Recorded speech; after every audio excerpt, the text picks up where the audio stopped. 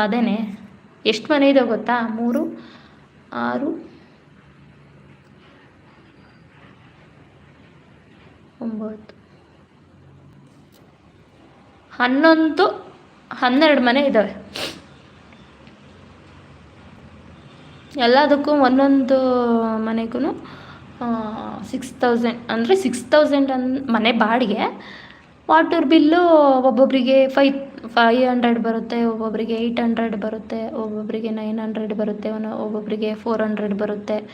Current bill ಅದು ಇದು ಎಲ್ಲ ಸೇರಿ ಒಂದು 7000 ಆಗುತ್ತೆ ಎಲ್ಲರದು 7000 ಆಗುತ್ತೆ. ನಮ್ಮದಂತೂ ಪಕ್ಕ 7000. ನೀರು ಬಿಲ್ಲು, ಕರೆಂಟ್ ಬಿಲ್ಲು ಮತ್ತು ಮನೆ ಬಾಡಿಗೆ ಎಲ್ಲ ಲೆಕ್ಕ ಹಾಕ್ಕೊಂಡ್ರೆ 7000 ಆಗುತ್ತೆ. ಹೌದು, ಅಯ್ಯೋ ಅಷ್ಟೊಂದು. ಹೌದು, ನಿಜ. ಕೊನೆ ಟೈಮಲ್ಲಿ ಬಾಡಿಗೆ ಕೊಡಬೇಕಾದ್ರೆ ಎಷ್ಟು ಮನೇಲಿ ಅಂದರೆ ಊರಲ್ಲಿ ಸ್ವಂತ ಮನೆ ಇಟ್ಕೊಂಡು ಇಲ್ಲಿ ಬಾಡಿಗೆ ಕೊಡಬೇಕಲ್ಲಪ್ಪ ಅನ್ನಿಸ್ತಿರುತ್ತೆ.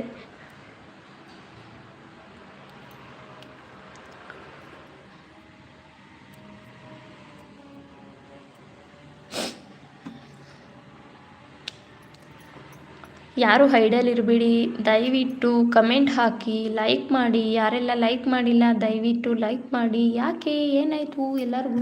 ದಯವಿಟ್ಟು ಲೈಕ್ ಮಾಡಿ. ಯಾರೆಲ್ಲ ಲೈಕ್ ಮಾಡಿಲ್ಲ ಲೈಕ್ ಮಾಡಿ.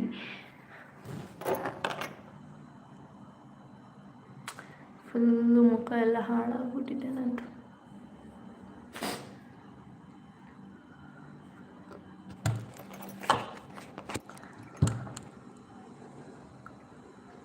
ಮತ್ತೆ ಯಾಕೆ, ಏನು ಮಾಡ್ತಿದ್ದಾರೆ, ಯಾರು ಮುತ್ತೋರೆ, ಯಾರು ಏನು ಮಾಡ್ತಿದ್ದಾರೆ ಅಂತ ಅರ್ಥ ಆಗಲಿಲ್ಲ ನನಗೆ. 75,000 ಬಾಡಿಗೆ ಬರುತ್ತೆ. ಅಪ್ಪ, ಹೌದೌದು, ಅವ್ರಿಗೂ ಅಷ್ಟೇ ಖರ್ಚಿರುತ್ತೆ, ಒಪ್ಕೋತೀನಿ.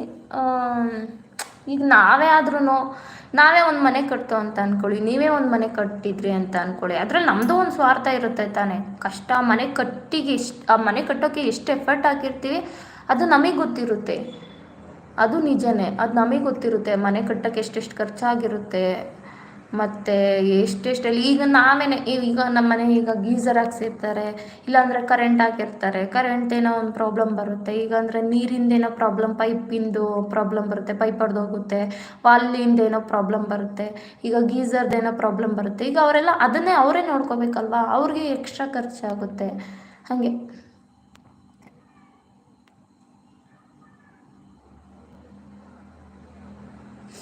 ಅದೆಲ್ಲ ಕೇಳೋಕ್ಕಾಗುತ್ತಾ ಎಲ್ಲಪ್ಪ ಅವರೇ? ಅದೆಲ್ಲ ಕೇಳಬಾರ್ದು. ಕಡಿಮೆನೇ ಬರೋದು ಅಷ್ಟೆಲ್ಲ. ಕೋಟಿ ದುಡಿತಾ ಇಲ್ಲ ನನ್ನ ಗಂಡ. ಕಡಿಮೆಯಲ್ಲಿ ಕಡಿಮೆ.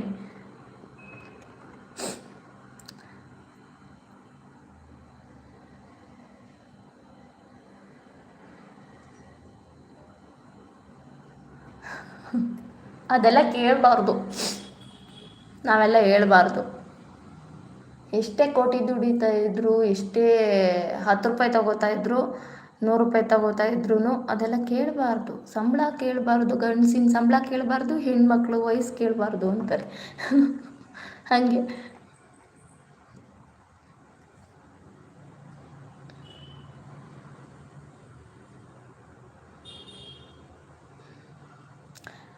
ಆರು ಜನ ಇದ್ದೀರಾ, ದಯವಿಟ್ಟು ಹೈಡಲ್ಲಿರಬೇಡಿ.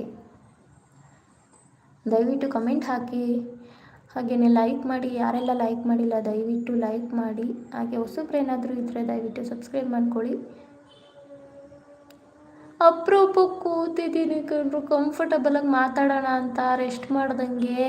ತುಂಬ ದಿನ ಆಯಿತು ನಾನು ಲೈವಲ್ಲಿ ಕರೆಕ್ಟಾಗಿ ಮಾತಾಡೇ ಇಲ್ಲ, ಯಾಕಂದರೆ ಊರಲ್ಲಿರೋ ಕಾರಣ ಸರಿಯಾಗಿ ಲೈವಲ್ಲಿ ಮಾತಾಡಿಲ್ಲ.